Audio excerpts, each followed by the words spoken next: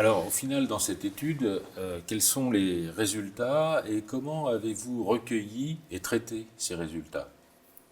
Alors là, j'ai été accompagné par mon directeur de mémoire de master, mon mémoire de recherche, Thierry Michalot, qui m'a fourni des outils. Alors, les chercheurs ont des outils dédiés pour recueillir. Alors là, l'idée, c'était de recueillir des sentiments, donc des attitudes motivationnelles, et de les corréler avec la décision de choix.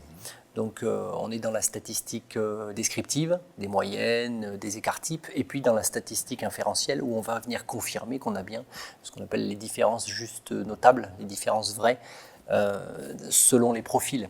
Et donc ce qui a été plutôt réjouissant, c'est on a falsifié quand même quelque chose. Alors attention, c'est une recherche exploratoire, mais elle recoupe d'autres résultats scientifiques plus, plus sérieux, si je puis dire. On a déconstruit l'idée qu'un élève qui poursuit en BTS ressent de la motivation intrinsèque seulement, et que et qu'un élève qui s'oriente ressent de la motivation extrinsèque et qu'il y va pour le salaire. Et on a trouvé des résultats où les élèves qui souhaitent s'insérer, aller réparer des machines, vibrent vraiment pour ça et ont un vrai plaisir pour la tâche et n'en attendent finalement pas grand-chose derrière. Ils sont vraiment heureux de le faire, ils ressentent un bien-être psychologique important.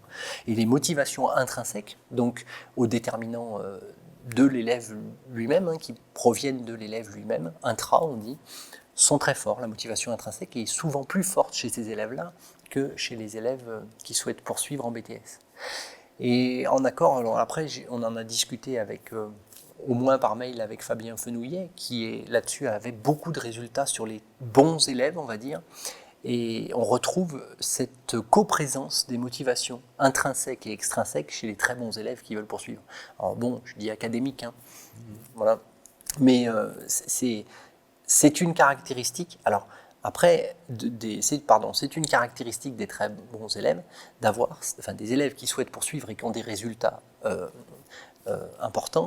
élevés, c'est une de leurs caractéristiques d'avoir des motivations intrinsèques et extrinsèques qui viennent de l'environnement, on disait les conditions du mérite, élevées. Ils sont en co-expression élevée des motivations intrinsèques et extrinsèques. Alors après, il faudrait poursuivre la recherche, aller voir pourquoi. Et pourquoi ces élèves-là, est-ce que finalement ils sont en cohérence complète entre ce qu'ils ressentent et leur environnement, et est-ce que ça leur permet de poursuivre? Voilà, il y a toute une suite de recherches à faire. Mais c'était le deuxième volet des résultats.